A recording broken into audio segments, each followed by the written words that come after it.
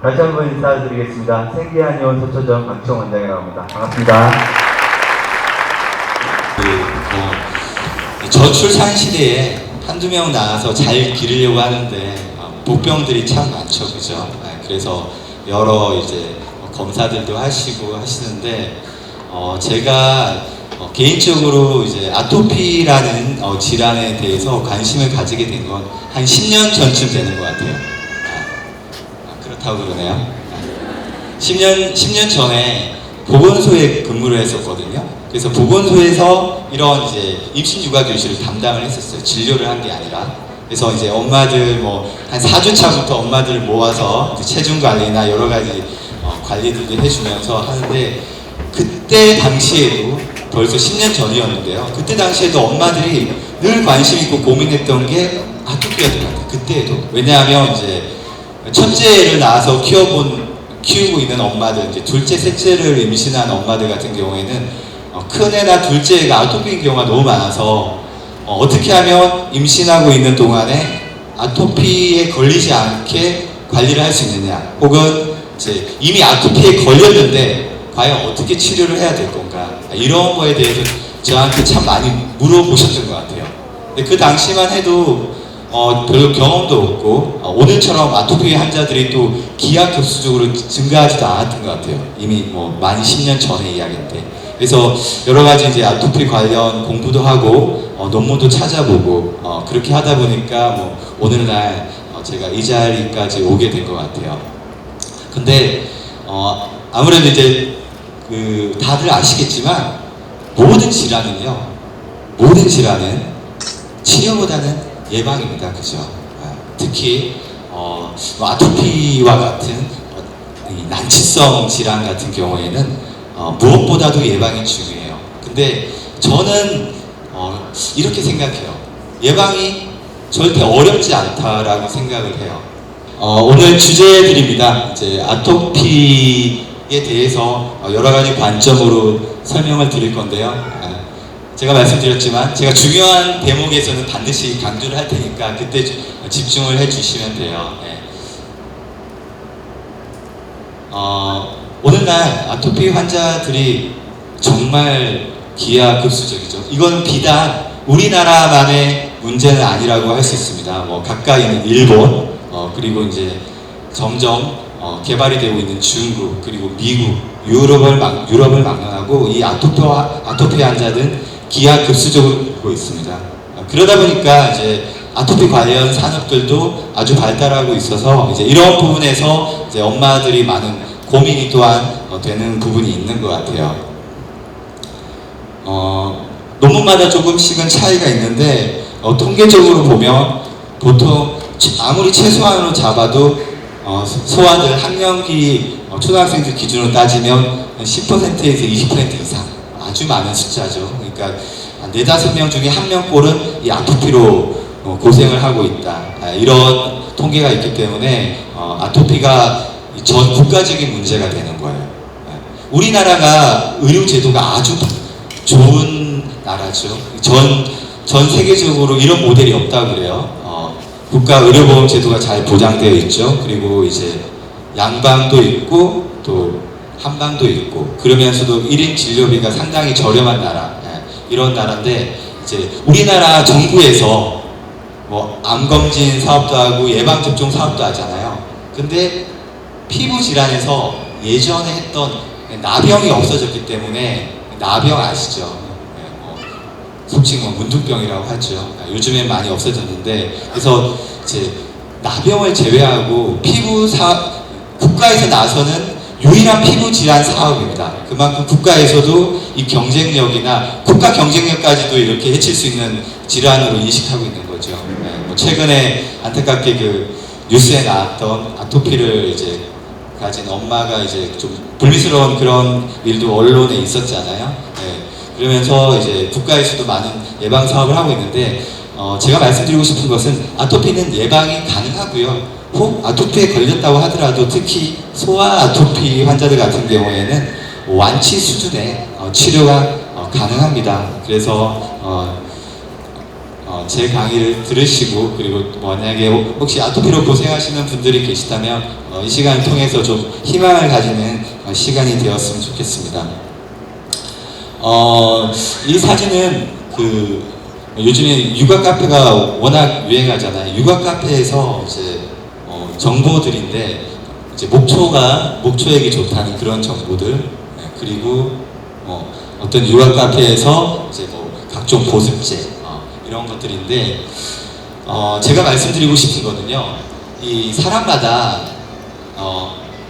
체질이 다르고 아토피의 증상도 얼굴에 생기는 아토피, 종아리, 허벅지 뒤쪽에 생기는 아토피, 무릎에 생기는 아토피 다 다르잖아요. 그리고 피부 색깔도 다 다르고 그죠? 그렇기 때문에 이제 이런 무분별한 정보들 이런 것들에 대해서 반드시 테스트를 하셔야 돼요. 물론 이제 대중적으로 많이 좋다고 알려져 있는 목초나 여러 가지 녹차 이런 것들은 알로에 이런 것들이 많이 도움이 될 수 있는 여지는 분명히 있지만 옆집의 아이가 아토피로 나왔다고 해도 우리 아이에게는 독이 될 수가 있거든요. 그래서 소량을 반드시 아토피가 잘 발생하지 않는 손등이나 이런 손목 접히는 부분을 제외하고요. 이런 부위나 팔목 한가운데 접히는 부분 사이에 아토피가 잘 발생하지 않는 부위에 반드시 테스트를 하시고 사용하시는 게 좋습니다. 보통 보습제 하니까 어떤 보습제가 좋느냐 이런 어머님들이 많이 민감해 하시잖아요. 아무리 좋은 보습제도 잘못 쓰면 우리 아이에게는 알러지가 생겨요. 알러지랑 아토피는 학문적으로 좀 다른 개념인데 알러지 반응이 생길 수 있어요. 그러니까 아토피가 있는 아이들은 또 쉽게 알러지 반응도 생길 수가 있거든요. 그렇기 때문에 꼭 테스트를 하시고 우리의 아이에게는 안 맞을 수도 있다 이런 생각을 하시고 하시는 게 좋을 것 같아요. 그럼 먼저 좀 지루한 시간이 될 수도 있는데요. 아토피가 뭔지 먼저 말씀을 드리도록 하겠습니다. 잘 보이세요? 여기서도? 아토피는 안타깝게도 아직까지 오늘날 줄기세포, 심장이식, 간이식을 하는 시대에도 안타깝게도 아토피는 그 정확한 원인이나 기전이 아직까지 밝혀져 있지 않은 피부질환이. 그러다 보니까 국가마다 진단 기준이 달라요. 우리나라의 아토피 진단 기준과 가까운 일본의 진단 기준, 그리고 미국식 진단 기준, 유럽식 진단 기준이 다 달라요. 참 골치 아프죠. 그래서 아직까지 어떤 표준화된 진단 체계도 없고 그러다 보니까 원인도 안 밝혀져 있고 치료도 안 밝혀져 있는, 좀 가급적이면 인생을 살면서 피해갈 수 있으면 피해갈 수 있는, 그리고 우리 아이에게 해줄 수 있는, 아이가 훌륭하게 성장하고 공부를 잘하고 나라와 국가에 기여를 할 수 있는 아이가 되려면 무엇보다 건강해야죠. 그죠? 옛날 말에도 옛날 고세에도 명시보감에도 돈을 잃으면 적게 잃고 명예를 잃으면 많이 잃고 건강을 잃으면 다 잃는 거라고 하잖아요. 실제로 아토피에 걸린 아이들을 치료하다 보면 참 안타까워요. 그 인생이. 왜냐하면 증상이 너무 심할 때는 학교를 못 다니거든요.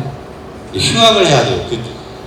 초중고등학교 시절에 휴학도 하고 아무래도 이제 대인기피증이나 우울증, 학력 공부를 못하는 건 둘째 문제치고 그렇기 때문에 우리 아이에게 훌륭히 자라야 될 우리 아이에게 해줄 수 있는 가장 어떤 좀 엄마로서 그리고 보호자로서 해줄 수 있는 것도 기본적으로 건강이 우선이잖아요. 그런 점에서 이 아토피는 피해갈 수 있다면 반드시 피해가야 되는 그런 질환이지 않을까 합니다.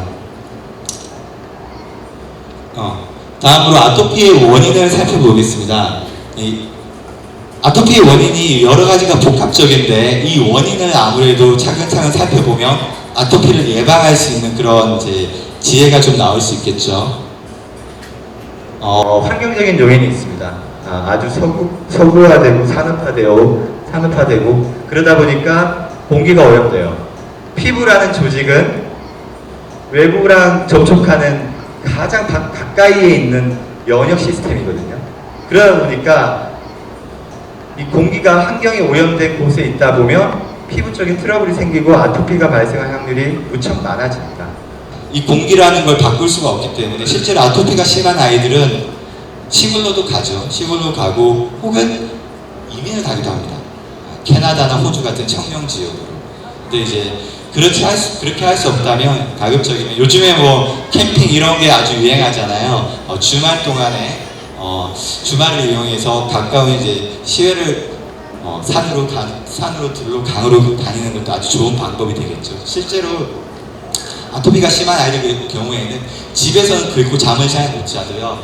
밖에 나가서 물론 이제 청계랑 보셔야 되겠죠. 그런 곳에 가면 집에서 한숨도 못 자던 아이들이 막 3시간, 4시간, 5시간 이렇게 숙면을 취하는 경우들도 덜어 있습니다. 다음으로 이제 부적절한 음식 섭취, 패스트푸드나 여러 가지 특히 여름철에 차가운 음식. 제가 이제 가만히 이제 기다리다 보니까 어머님들이 다들 음료수를 하나씩 들고 오세요. 실제로 임신을 하게 되면 체온이 상승하게 됩니다. 한 몸에 이제 2개의 심장이 뛰기 때문이죠. 그래서 찬물이 이렇게 많이 당기죠. 찬물 많이 당기시죠. 네. 감사합니다. 호응해 주셔서. 찬물이 많이 당기셔요. 근데 가급적이면 이 차가운 물을 안 드시는 게 좋습니다. 이 임신 기간 동안에. 그렇다고 해서 뜨거운 물을 드시라는 건 아니에요. 상온에 있는 물. 이런 말씀 혹시 들어보셨는지 모르겠는데 체온이요 1도가 상승할수록 우리 몸의 면역 활동은 3배 내지 10배 이상 활성화돼요. 그리고 체온이 적정하게 잘 유지가 될 때 태아의 성장도 좋아집니다. 근데 차가운 물을 마시면 어떻게 되죠? 체온 자체가 많이 떨어져요. 양수 더워지고. 그 모 광고에 그런 게 있었죠. 엄마가 마신 물이 태아한테 도달하는 시간이 몇 분? 광고 열심히 안 보셨군요. 웅진, 정수희도 광고했습니다. 그죠? 엄마가 마신 물이 불과 몇 분 이내에 양수가 되는 거예요. 그렇기 때문에 이제 여러 안 좋은 음식들을 많이 피하세요. 다들 잘 알고 계신 것 같아요. 그죠? 임신했는데 계속 흡연을 하신다든지 술을 드신다든지 이런 경우는 별로 없으시잖아요. 좋아하던 음식들도 너무 이제 단 커피 같은 경우에도 좀 진하게 몇 잔씩 드시는 분들 자제하시잖아요. 근데 차가운 걸 금해야 된다는 사실은 좀 잘 모르시는 분들이 많으신 것 같아요. 그래서 뜨겁게 드시라는 건 아니고요. 미지근하게. 따뜻하다기보다는 상온의 온도에서 드시는 게 훨씬 건강한 아이를 출산하는 데 도움이 됩니다. 예전에 태교라고 하면 많은 분들이 좀 비과학적인 것, 미신적인 것 이렇게 판단했었어요. 원래 태교란 말은 태교식이라는 그런 책이 있거든요. 거기서 이제 유래한 이제 용어라고 볼 수 있는데 불과 우리나라도 몇십 년 전만 해도 태교가 없었죠. 먹고 살기 바쁜데 지금 간간히 이제 아빠들도 보이고 하는데 아직까지 아빠들은 많지는 않은 것 같아요. 저도 그때 오면 저 혼자 있고 이렇게 그랬었던 것 같거든요. 근데 아무래도 이제 오늘날은 이제 태교에 아이들도 많이 나야 한두 명이니까 태교에 관심이 많은데 실제로 태교는 정말 과학적으로도 많이 밝혀졌지만 정말 중요합니다. 근데 한의학 서적에 이런 표현이 있어요. 출생해서 10년 동안 그러니까 10년 동안 건강을 관리하는 것보다 엄마의 배 속에서 10달 동안 10달이 10년을 앞선다. 10달 동안 태교 잘하는 것이 훨씬 중요하다는 표현이 있어요. 그러니까 태어나서 출생해서 10년을 잘 키우는 것보다 임신 상태 10달 동안의 어떤 태교나 이런 것들이 중요하다는 부분이 있습니다. 실제로 어머님들도 이제 오래 살아보셨으니까 느끼셨겠지만 좀 건강하게 못 태어났던 아이, 좀 부실한 아이, 약했던 아이들이 계속 그 건강이 그렇게 가요. 역전할 기회가 별로 없어요. 역전할 기회라면 사춘기 한 번밖에 없는 것 같아요. 의학적으로 막 몸이 바뀌는 시기가 어렸을 때 태어날 때 보통 크게 태어났던 애들이 커요. 일반적으로 보면 통계적으로도 보고 그리고 아토피 있었던 애들은 최종 성장의 키가 작습니다. 너무 밤새 긁으니까 성장 호르몬이 왕성하게 분비돼야 될 시간에 잠을 못 자니까 키가 못 크게 되는 거죠. 그만큼 태교가 중요한데 여러 가지 이제 음식들도 중요한 게 많죠. 뭐 그건 상식적인 선에서 과일 많이 먹어야 되고 채소 많이 먹어야 되고 이런 이야기 많이 하시죠. 근데 과일도 너무 많이 먹는 거는 단 설탕을 먹는 거랑 설탕물을 마시는 거랑 비슷하다. 그래서 가급적이면 쓰고 달고 시고 이런 과일들을 컬러푸드라고 하죠. 이런 것들을 다양하게 먹는 게 중요하고 채식 많이 하고 뭐 이런 것들 다 아시잖아요, 그죠? 근데 제가 자꾸 강조하는 이유는 이건 잘 모르세요. 차가운 게 얼마나 건강에 안 좋은지. 태아의 양수의 온도를 떨어뜨려서 면역세포의 활성화를 떨어뜨리는지. 그래서 가급적이면 차지 않게, 특히 여름철에는 안 그래도 덥고 체온도 상승하기 때문에 너무 차가운 게 당기시는데, 그렇다고 하더라도 가급적이면 뭐 차가운 걸 드시더라도 입안에서 오물오물 하다가 드시고, 가급적이면 안 드시고 하는 게 좋겠죠. 그리고 여러 가지 유전적인 요인도 있고요, 면역학적인 요인도 있고 체질적인 요인도 있습니다. 여기서 잠깐만 집중해 주시겠어요? 뭐 주무시다가도. 제가 늘 테스트를 하는데 정답이 있긴 한데 한번 손 운동을 한번 해볼게요. 두 가지의 손을 반드시 드셔야 됩니다. 첫 번째, 육아를 할 때 극단적인 질문인데요, 차게 키우는 육아가 좋다. 반대 질문을 바꿀까요? 첫 번째, 아이를 따뜻하게 키워야 된다. 네. 몇 분 손 안 드셨어요? 그럼 나머지는 다 두 번째, 차게 키우는 육아일까요? 시원하게. 그래요. 이게 10년 전에도 시원하게 키웠거든요. 10년 전에도 대부분의 엄마들은 아이를 시원하게 키우라고 하셨어요. 여기서 제가 하나 답을 드리면요, 여기서 잠깐 집중해 주시면 좋은 게, 아이를 따뜻하게 키우면요, 땀 띠는 걸려도 아토피는 안 걸려요. 오, 이 반응 뭐죠? 따뜻하게 키워야 돼요. 따뜻하게. 운동도 시켜야 되고요, 찜질방도 데리고 가고, 목욕도 자주 시키고, 아빠랑 목욕탕 보내놓고 엄마는 이제 커피 한잔 하고, 뭐 이런 것들 자주 해요. 아이를 따뜻하게 키워야 돼요. 왜? 제가 누누이 이야기했잖아요. 차가운 거 드시지 말라고. 사람의 체온은 36.5도예요. 36.5도면 정말 따뜻한 온도죠, 그죠? 그래서 이 체온을 유지하는 게 면역력을 활성화하는 데 가장 좋습니다. 왜냐하면 어느 날 아토피가 아직까지 진단도 그렇고 원인도 그렇고 치료 이런 게 안 밝혀져 있어요. 그렇다고 하면 오로지 기대할 거는 이 면역력이라는 거죠. 그래서 가급적이면 면역력을 안 떨어뜨리게 육아를 하는 게 좋아요. 근데 이거는 제 말이 아니고요, 모든 한의학 서적에 아이는 따뜻하게 키워야 된다. 산후조리가 참 중요한데, 어쨌든 핵심은 따뜻하게 키우는 육아라는 겁니다. 지금부터 좀 아토피 증상을 할 거기 때문에 긴장을 좀 늦추셔도 돼요. 아토피는 가장 큰 문제점이 이제 가렵죠.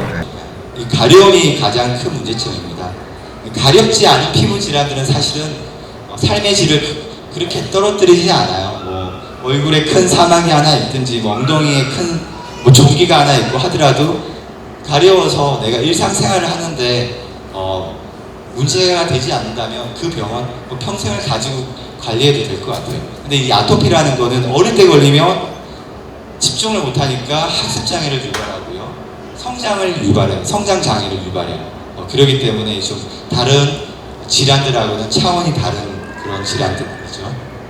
근데 이제 보통 우리 아이가 좀 극적해요. 팔도 그렇고, 뭐 특히 접히는 부분에 많이 발생하거든요. 아토피라고 해서 무조건 접히는 부위 안쪽 이런 부위에 발생하는 건 아닙니다. 바깥쪽에도 얼마든지 발생할 수 있어요. 근데 이제 극적하면 그때가 사실은 아토피 치료의 골든타임이라고 할 수 있어요. 그때 만약 적극적으로 관리를 하면, 음식 관리도 좀 하고, 제가 이후에 뭐 하나 되게 중요한 거 강조할 텐데 그것도 좀 하고 하다 보면 아토피 안 걸려요, 사실. 근데 그 골든타임을 대부분 놓치시죠. 극적하면 뭐 그냥, 왜냐면 겉으로 볼 때 피부에 어떤 반응이 나타나지 않으면 없다고 생각하거든요. 근데 염증은 반드시 피부 내부에 진피층, 피부 속에서 생겨요. 그러다가 그 염증이 심해지면 우리 몸에 이제 신경세포가 그걸 느끼기 시작하죠. 그게 가려움이라는 결과물이에요. 그래서 그 아토피 치료의 골든타임이 가려워할 때 가급적이면 좀 음식 관리도 좀 엄격하게 하고, 근데 아이들 음식 관리 하려면 사실은 엄마들이 음식 관리 해야 돼요. 엄마들이 음식 관리가 안 되는 분들이 되게 많아요. 아토피 가진 이제 아이들을 보면. 그래서 엄마 아빠도 음식 관리를 해야 되고, 또 제가 나중에 이후에 강조할 그것도 해야 됩니다. 그리고 뭐 가볍게 보고 넘어가겠습니다. 이게 붉어져요. 이때 이제 홍반, 붉은 반점, 홍조, 붉은 이제 색깔 톤, 홍조, 붉고 붓게 되는 이런 이제 반응들이 생기면 아차하죠. 사실은 아토피 골든 타임을 좀 놓친 그런 시기이기도 합니다. 그리고 이제 염증이 너무 심해지면 피부 속에서 그 염증을 바깥으로 배출을 해요. 이제 이런 것들을 직물이라고 하고요. 이게 너무 심해지면 피부에 마치 뭐라고 해야 되죠? 피부가 뭐 하얗게 비듬 같은 그런 각질들이 계속 생기게 됩니다. 아이는 이제 가려워하는 건 마찬가지고 당연하고요. 네.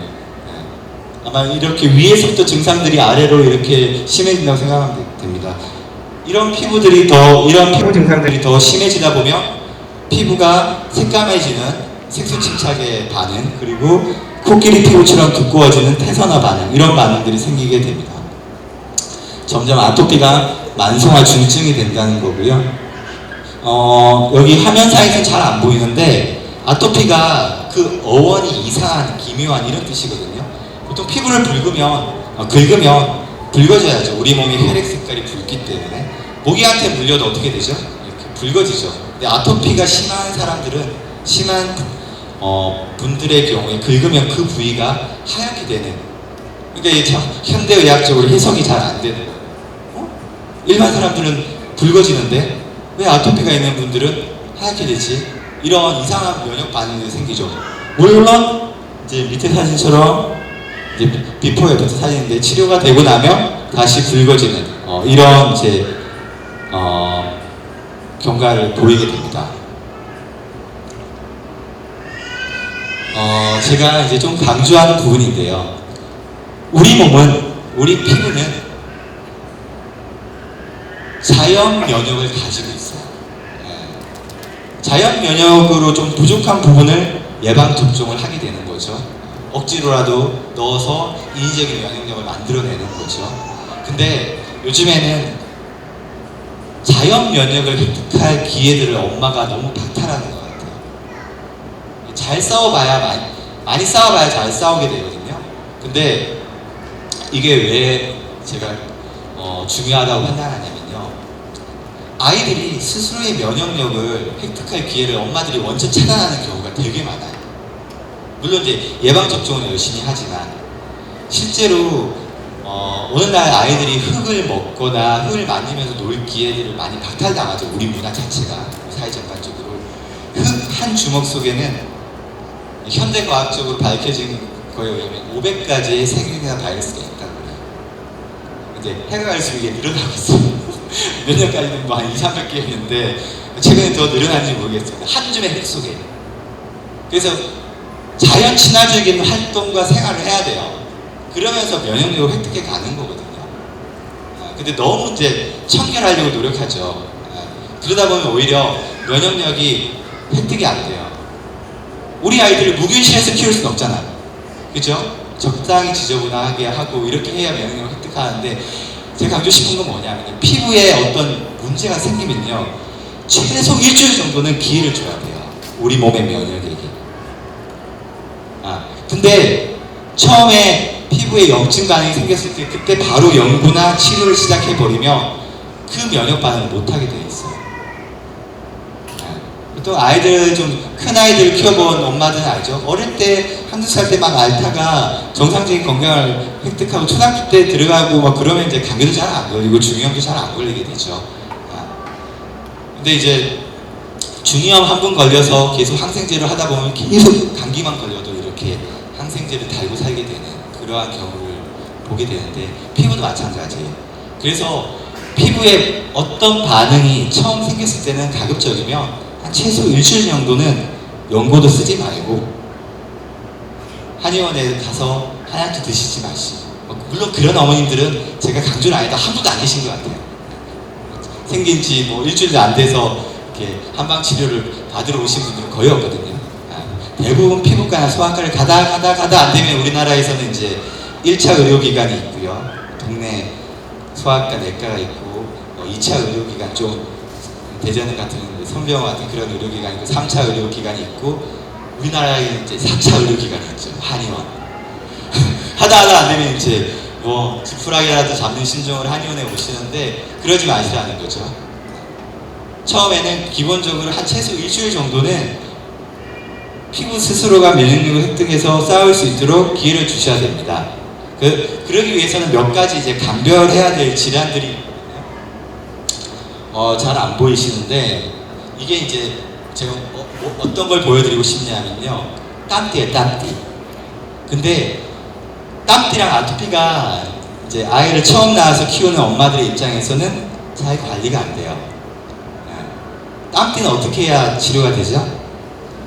네, 시원하게 해서 땀띠에 막 보습제 많이 바르고 막 파우더 바르면 돼요? 안 돼요?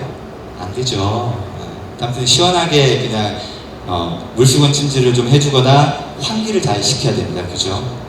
그 땀띠에다가 보습제 막 듬뿍 바르시면서 오일 바르고 그렇게 하시는 엄마들은 아무도 안 계시겠죠. 그죠? 근데 막상 내 아이가 그러면요 판단이 좀 흐려지세요.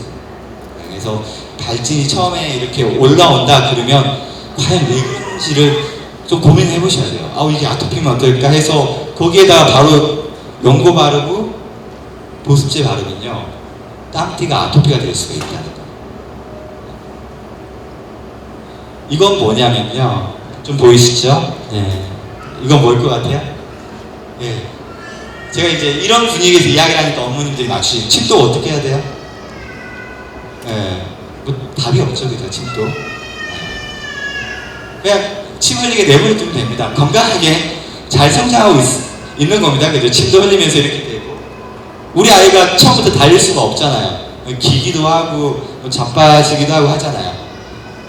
침독 있을 때, 저걸 없애야 되겠어.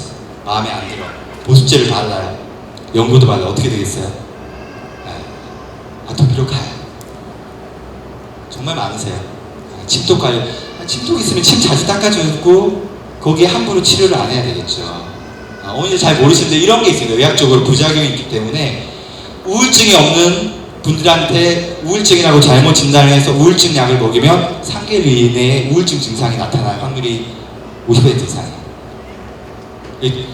피부 질환의 진단이 되게 중요하거든요. 그래서 잘 모르겠거든. 함부로 보습제를 막 덕지덕지 바르거나 하지 말고 가만히 놔둬보라 이거죠. 이거는 좀 어려운데요. 결론적으로 말씀드리면 여름철에 잘 생기는 모기에 물린 거예요. 모기에 물려도 이렇게 민감하게 알러지 반응이 나타나는 경우가 있거든요. 근데 저기에다가 또 모기에 물렸는데 함부로 보습제 바르고 연고 바르면 어떻게 되겠어요? 안 좋아집니다. 오히려 약이 과잉되면 그 이유는 제가 잠시 후에 설명을 드릴 거예요. 그래서 아토피랑 감별해야 될 엄마들이 제가 이 정도는 좀 기본적으로 아는 게 좋으실 것 같은 자료들 모아봤는데요. 아토피랑 태열은 반드시 차이가 납니다. 사진 얼마든지 찍으셔도 돼요. 인터넷 어딘가 이 자료가 막 떠들고 있을 텐데 제가 저희 카페에도 올려놓고 했는데 태열은 기본적으로 그냥 가만히 놔두시면 돼요. 태열 그거 치료하겠다고 잘못하다 보면 아이 피부 망치게 되는 거예요. 좀 혼란스러우시죠, 그죠? 이런 이유는 제가 나중에 설명을 드리겠습니다. 근데 이제 또한 이제 지루성 피부염이라고 이런 게 있습니다. 이건 중요하기 때문에 제가 잠깐 설명을 드릴게요. 얼굴에 이제 각질이 생기고요. 좀 아토피처럼 붉어지고 아이들도 가려워합니다. 그리고 두피에 이런 노란 딱지 생기고 이거는 말 그대로 지루성 피부염, 소아 지루성 피부염, 소아 여드름이라고 하는데요. 말 그대로 피지 분비가 많은 거예요. 표준으로 개기름. 정말입니다. 표준에 등재되는 개기름입니다. 개기름 많을 때 어떻게 하면 될까요? 개기름 많은 부위에 보습제를 잔뜩 발라주는 게 좋겠죠. 네? 아니죠. 그쵸? 이 개기름을 가급적이면 빨리 빼주는 게 좋을 겁니다. 그죠? 네. 빨리 빼주는 방법은 제가 이후에 하나로 정리해 드리겠습니다. 그러니까 이런 식으로 아주 흔해요. 이 지루성 피부요. 요거 잘못 관리하면 바로 아토피로 넘어갑니다. 요때 그러니까 어머님들이 생각하는 그 보습제에 대한 환상, 잘못된 치료에 대한 환상이 아주 무척 많다는 걸 강조하고 싶은 거죠. 이런 경우에는 상식적으로 생각을 해보세요. 남자들 같은 경우에 동의할 텐데 사타구니 습진 많아요. 남자들 생식기가 이제 여자들 다르기 때문에 어떻게 할까요? 그거 사타구니 습진 보습제를 듬뿍 바르겠죠, 그죠? 안 좋겠죠. 안 그래도 습한데 건조하고 환기를 잘해줘야 되겠죠. 오히려 피부를 건조하게 해야 낫는 우리 아이의 피부 질환들이 상당히 많아요. 잘 관리 안 된다. 대부분 제가 볼 때는 건조하게 관리해야 될 지루성 피부염이나 태열이나 혹은 다른 피부 질환에 그렇다고 해서 건조해야 된다고 하는 건 아닙니다. 제 제가 드리는 말씀의 뜻을 행간을 잘 들으셔야 되는데요. 이런 것들이 중요하다고 할 수 있습니다. 그리고 이제 아이들은 이제 면역 체계가 미숙하기 때문에 뭐 수누나 홍역, 뭐 이런 감염 발진들이 생기는데 물론 적극적으로 대처해야 될 피부 질환들이 또 있긴 합니다. 전문적으로 봤을 때는 아이들한테 최근에 이제 진먼지 진드기나 뭐 곰팡이 이런 질환들도 잘 생기기 때문에 이런 질환들은 기본적으로 건조하게 해야 낫는 질환들이거든요. 무좀이 있는데 발에 무좀이 있어요. 그 발에 보습제를 듬뿍 바르면 어떻게 될까요? 그런 질환들이 상당히 많다는 거죠. 그래서 지금부터 좀 중요합니다. 지금부터 이제 살짝 어깨 한번 풀어보실까요? 어깨 한번. 네. 지금부터 한 5분만 집중하시면 아토피를 90% 이상 예방할 수 있는 사실 뭐 저 같은 사람은 아토피가 많아야 먹고 사는 사람인데 제 2천을 다 드리는 겁니다. 농담 아닙니다. 실제로 이제 동의보감의 양자시법이라고 하는 뭐 동의보감 아시죠? 참 예전에는 우리의 것들이 좀 홀대를 받거나 무시를 당했던 시절이 있었던 것 같아요. 근데 이제 동의보감도 이제 세계 문화유산으로 유네스코에 등재되고 이 참 태교라는 미신적이고 과학적인 그런 비과학적으로 판단되었던 것들이 오늘날 과학적으로 밝혀지고 이런 것들이 많은데요. 동의보감에 보면 역시 우리나라 사람들 체질에 잘 맞게 설명을 해놓은 것 같은데요. 일단 등을 따뜻하게 한다. 두 번째, 배를 따뜻하게 한다. 발을 따뜻하게 한다. 등과 배와 발을 따뜻하게 하죠. 머리와 가슴은요. 한문으로 보면 서늘할 양자를 써서 좀 어려울 수도 있으신데요. 서늘할 양자를 써서 이 글자를 말하는데요. 차거나 시원하다는 이야기가 절대 아닙니다. 환기 잘 되고 이런 의미인데 습하지 않은 그런 습한 거에 좀 대조되는 그런 거예요. 우리가 한기 든다, 냉기 든다 할 때 그 한자나 냉자를 쓰지 않았다는 거예요. 머리와 가슴은 환기와 통풍이 중요하다. 약간 서늘하게 하는 그런 기운. 그렇게 이해하시면 돼요. 차결한 게 아니에요. 그리고 괴상한 물건을 함부로 보이지 않는다. 아이들 뭐 이상한 거 보면 밤에 잠 못 자고 놀라잖아요. 경기도 하고 소화기관, 비위를 늘 따뜻하게 한다. 따뜻하다는 걸 무척 강조했죠, 그죠? 울음을 멈추기 전에는 뭐 젖을 먹이지 않는다. 독한 약을 함부로 쓰지 않는다. 하나의 조문이 빠져 있지만 이 9가지인데 기본적으로 어떻게 키우라고요? 따뜻하게. 그래서 이 구문을 가장 만족시켜 드리는 제일 좋은 방법이 있어요. 오늘날 우리가 할 수 있는 가장 제일 좋은 방법 뭘까요? 우리 아이에게 해줄 수 있는 이 모든 걸 다 만족시켜 줄 수 있는 유일한 방법이 하나 있습니다. 한 번에 다 해결할 수 있어요. 그게 반신욕이에요. 이해되세요? 제가 강조드리고 싶은 거는요. 지금은 이제 좀 딱 집중해서 해주세요. 아이가 태어나자마자 체온보다 약간 높은 37, 8도의 온도에서 반신욕, 뭐 통목욕도 괜찮습니다만 하루 10분에서 30분 이내로 계속하면 절대 아토피 안 걸립니다. 좀 허세가 세죠. 90% 이상 아토피를 예방할 수 있습니다. 뭐냐면요, 피부는요, 오늘 잘 생각해 보세요. 우리 아이가 어떤 존재인지 10달 동안 엄마의 양수라는 바다에 24시간 잠겨 있던 아이예요. 그죠? 그 양수의 온도가 몇 도라고요? 네, 엄마의 체온이죠. 그 따뜻한 온도에 10달을 푹 담겨 있던 수생동물이에요. 수생동물. 그러다가 양수가 터지고 뻥 터지면서 이 지구라는 춥고 건조한 별에 떨어진 거예요. 그러다 보니까 피부가 당연히 춥고 건조하니까 여러 가지 트러블이나 반응을 하겠죠. 그럼 어떻게 키워주면 좋겠어요? 엄마의 양수의 조건을 만족시켜주는 거를 자주 하면 좋겠죠. 이상하게 이게 상식도 아닌데 아이 태어났는데 반신욕 통목욕 하면 안 된다고 알고 있어요. 엄마들이 차게 키워야 된다고, 시원하게 키워야 된다고. 안 해요. 근데 아이들은 그 예전에 EBS 다큐멘터리에 그런 게 있었어요. 태어난 지 얼마 안 된 아이들한테 수영도 안 가르치고 수영장에 던져놨던 아이들이 수영을 치고 막 놀아요. 헤엄을 하고. 이해되세요? 우리 아이들한테 반신욕을 안 할 이유는 하나도 없다는 거예요. 반신욕을 하면 아토피가 예방되고 엄마들 좋아하시는 키도 잘 커요. 성장판에서 호르몬도 잘 분비가 되거든요. 남녀노소 할 것 없이 저는 반신욕이 좋다고 생각해요. 남자분들 중에 정력이 떨어지지 않나 이런 이야기를 하시는 분도 계신데 하루 20-30분의 반신욕 오히려 정력이 더 좋아집니다. 여성분들 자궁도 좋아지고 자궁 건강 상태도 좋아지고. 너무 간단한 거라서 별로 감흥이 없네요. 이때 좀 박수 한번 쳐드려야 되는 거 아니에요? 잠 좀 한번 깨시고 가서 쉬시면서 제가 정말 강조해드리고 싶어요. 아이가 태어나자마자 반신욕을 자주 하세요. 매일 안 해도 돼요. 2-3일에 한 번씩 해도 되고요. 피부가 좀 괜찮다 싶으면 일주일에 한 번 해도 돼요. 저는 몇 번 할까요? 저희 아이가 초등학교 4학년짜리도 있고요. 큰애는 이제 7살짜리도 있는데 저는 일주일에 한 2-3번은 해요. 지금도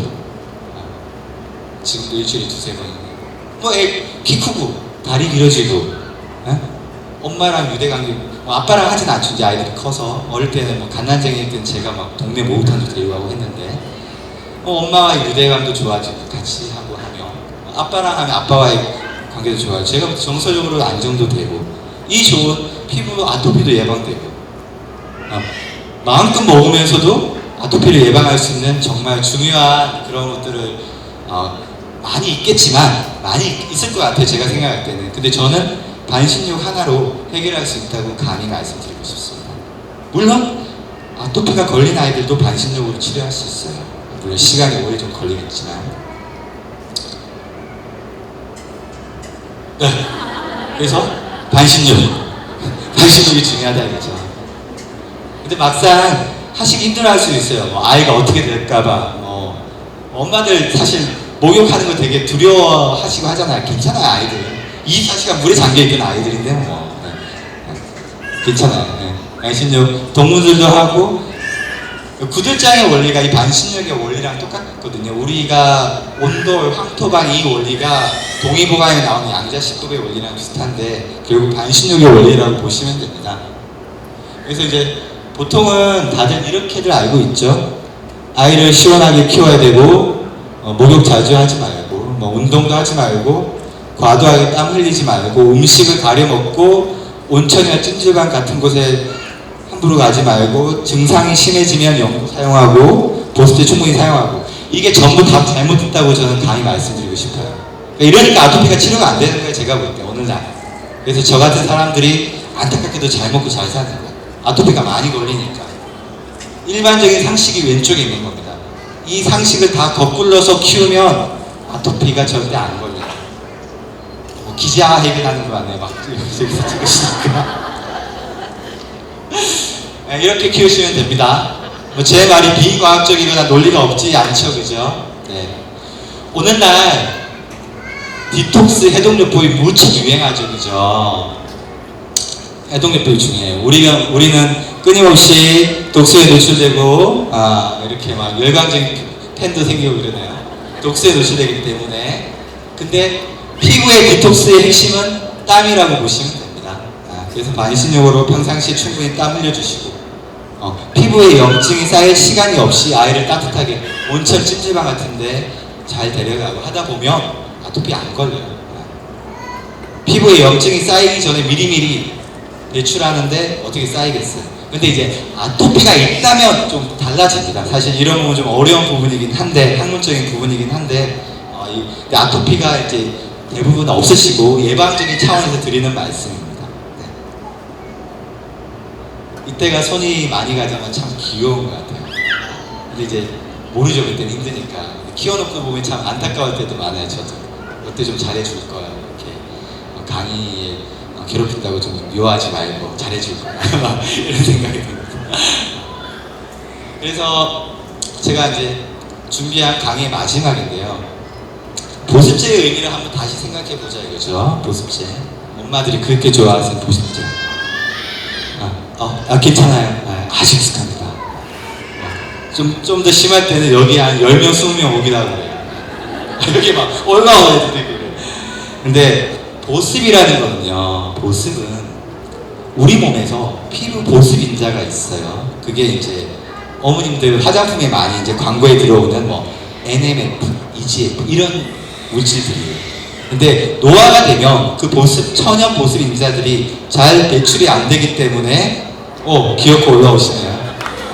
올라오면 좀 위험한데 떨어질까봐. 중요하니까 강조를 하고 싶은 거예요.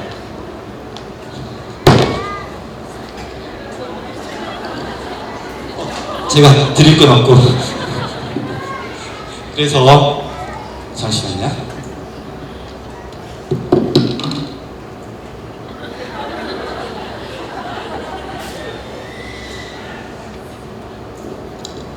네, 마지막이지만 또 스타일이 또 망가지면 안 되죠.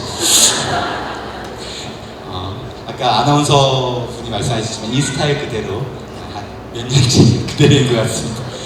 근데 보습이라는 의미는요, 원래 엄격하게 말하면 그런 EGF나 NMF 천연 보습인자가 몸에서 잘 배출이 되는 게 보습인자예요. 근데 그게 부족할 때 밖에서 보충해 주는 게 보습제라고 보시면 돼요. 근데 이 보습제가 이름이 너무 잘 만들어 놨어요. 미국과 같은 거지. 아메리카를 미국으로 하니까 미국이 참 좋은 나라가 돼버리는 거죠. 이름을 너무 잘 지어놨어요. 뭔가 환상적으로 지어놨어요. 제가 생각해도 어떻게 이런 이름을 지을 수 있을까 싶을 정도로 화공약품, 화장품 이랬으면 아무도 잘 안 받았을 텐데, 에? 화공약독 막 이런 식으로. 화공약품, 화공약독과 보습제는 같은 대상의 다른 이름이에요. 엄마들 화장품 바르고 좋다고 안 지우고 주무시는 분들 아무도 안 계시잖아요. 화장 바르는 것보다 지우는 게 중요하다고.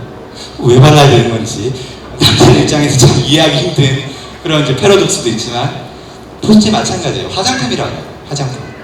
근데 이 보습제가 이 천연 보습의 이미지를 다 없애버리는 거예요. 제가 슬라이드 하나를 보여드릴게요.